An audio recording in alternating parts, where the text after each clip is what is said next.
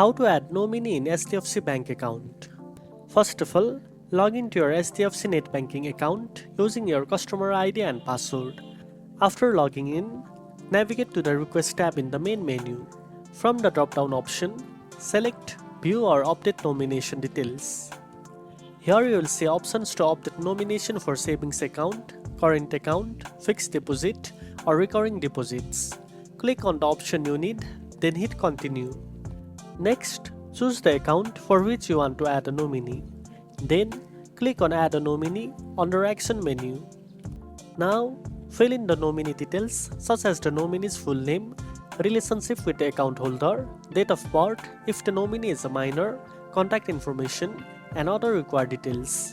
If the nominee is a minor, provide the name and details of the appointee who will manage the account on behalf of the nominee until they become an adult.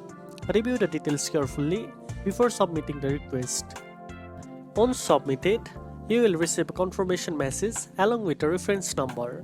Your nomination request will be processed by HDFC Bank and the nominee details will be updated in your account records. And that's it.